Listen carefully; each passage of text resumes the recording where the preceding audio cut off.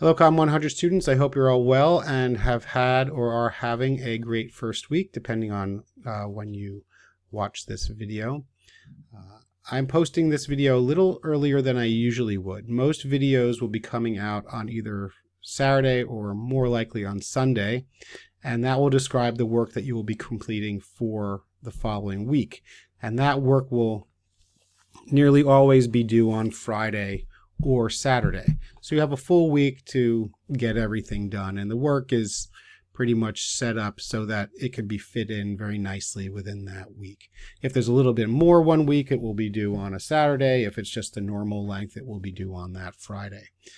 So I hope that helps you prepare for finding time in your schedule to dedicate to this class. And I recommend that you carve out some time in your calendar where you say, okay, I'm going to work on my Com 100 stuff. It shouldn't take you more than, I don't know, an hour or so to get it done, depending on what we're doing. Sometimes there's a longer documentary to watch, but you could sort of fit that in over time. I'm posting this video a little earlier this week on a Thursday because I might be going away this weekend. Also, my older son is sick, and if you can hear my voice, I'm starting to get something, and I didn't want to wait until I've got a full-blown version of whatever respiratory thing he's got going on. So I'm putting this out there a little bit sooner. This video is going to have a combination of current me and me from a few years ago as I'm talking about the assignment, because there's no reason for me to repeat what I've said before. I'll just splice this all together into one nice little video. You can see on the course website, I don't know why this is up there all of a sudden, pop you back down here where you belong, that I have added the assignment for week 2. I will go over that in the old me version. That website looks slightly different. I've upgraded it since then, but the content is pretty much the same. I will say that there's a little bit here additional on how to watch the documentary that we're going to be watching. It's a very exacting process of how to get that to work. So please follow those instructions step by step as written. And if you have any trouble with anything, just shoot me an email. I'll help you get that all straightened out. So the way it will work is that starting now that the video assignment of the week 2, 3, 4, whatever, will be posted up here. And then so you don't have to scroll. And then I will, when I put like the week 3 video up, I will put all the week 2 stuff down here so you can find it if you get behind in any way. Everything will be on the course website. Last week, we did not have a chance to go over the discussion and design journal assignment. The discussion and design journal is essentially where you're going to be reflecting on the readings and the videos and other texts that we're going to be completing and thinking about, and also posting updates to your design work. Okay, because there's both things happening in this class. There's the theoretical and the practical, and this document is going to provide you with the ability to have both simultaneously. And the specifics for the assignments and what the requirements are here. So, for example, the discussion, these should be 150 to 175 words and addressing the texts. And then the reflection is 50 to 75 words, plus 1 to 2 questions. So there are 2 parts to the discussion. One is where you're basically addressing the prompt that we have, and it must include at least 1 quotation from one of the texts we read or watch. Okay, must include that. The reflection is more about, what do you think about it? What did it mean to you?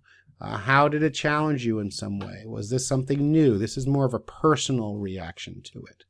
And the questions are designed to help you think about things a little bit further. And I go through and I respond to the questions, at least one of them each, as much as I can. So that's the discussion component. The designs, it's a very similar kind of structure. You're going to put 3 screenshots of each of your design work, and you're going to do a little bit of reflection about them. And we'll talk about that more when we get to the design work in in a couple of weeks. There is a grading criteria. Each one is out of 50 points, 30 for the discussion of designs, 20 for the reflection, and you can see how this breaks down. I'm not going to read through this. You can do that yourself, and I encourage you to do that. I am going to be sharing with you a Google Doc where you're going to have all of your discussion and design stuff for the entire semester. It's all going to be in one document. I'll show you that in a minute. The content must be written in the Google Doc I've shared with you. Okay, it must be written in that space, and that it needs to be done in there. Any large blocks of text that are pasted in will result in a 0 for that particular entry. All right, and this is what that document will look like. Please put your name and email in there. It just helps me to have that in that one space. So basically what you're going to be doing is with week 2, week 3, week 4, you're going to come in here and you'll put in your discussion.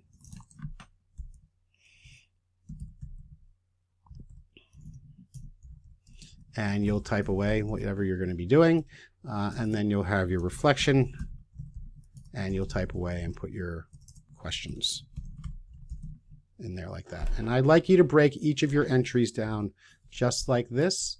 It helps me understand that you understand the difference between the discussion and the reflection and your questions. Use the bold headers as a nice visual showing me that what the differences are. This is a question.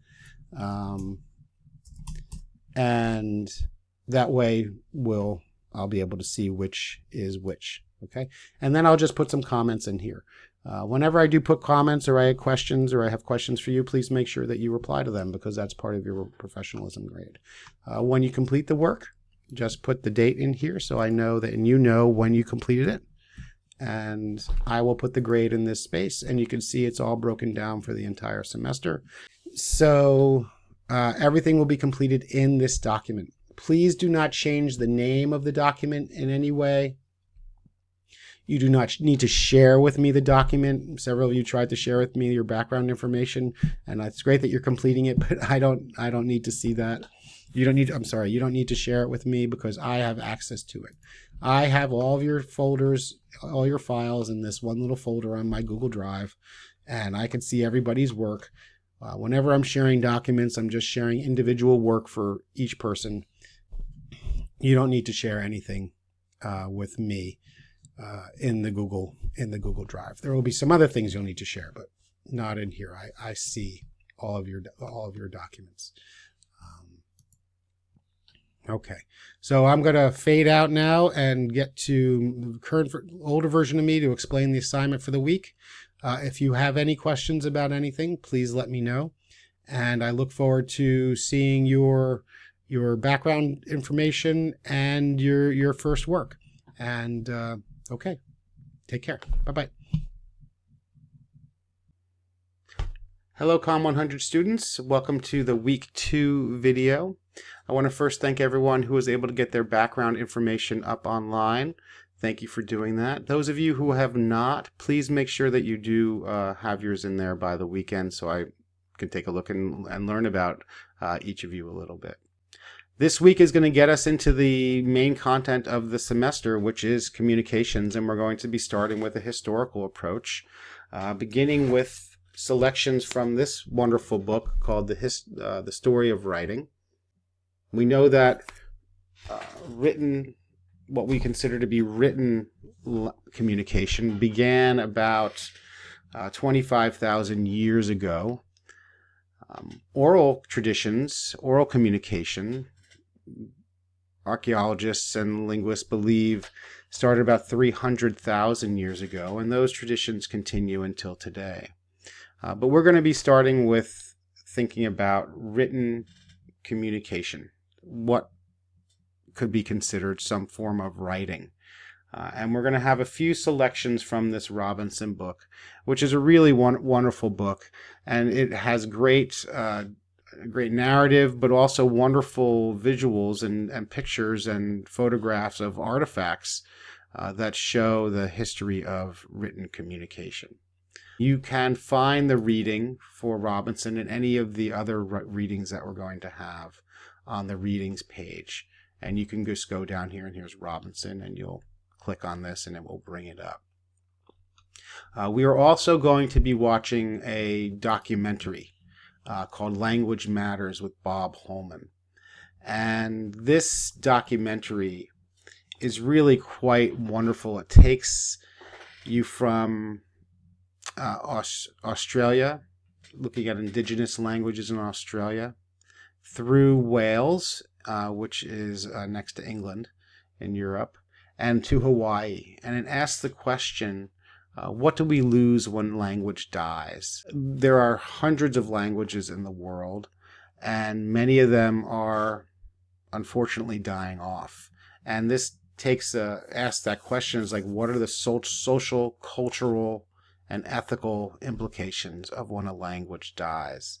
The Robinson text is great because it basically gives you a step-by-step evolution of writing, but it does not engage in that sort of cultural implications of what happens when a language no longer exists and how that takes place. Why is it that a language that was thriving for thousands of years perhaps is no longer around?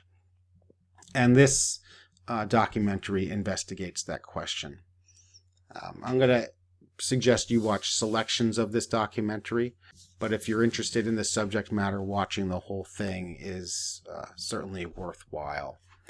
This whole discussion reminds me of a book that I was reading over the summer, a selection of it called Sand Talk, How Indigenous Thinking Can Save the World by Tyson Yunkaporta, who is an indigenous scholar in Australia. And he opens his text with a couple of statements about writing itself. He says, a collection of pages filled with marks representing speech sounds is a complicated way of communicating. And then later he says, for an indigenous Australian coming from an intensely interdependent and interpersonal oral culture, writing speech sound symbols for strangers to read makes things even more complicated. This is exacerbated, and then it goes on. The ability to write fluently in the language of the occupying power seems to contradict an indigenous author's membership in a community that is not supposed to be able to write about itself at all. So what I'd like you to think about when you're reading the selections from Robinson for this week and watching the documentary for this week is really the implication of the fact that we are using the language that we're using at all.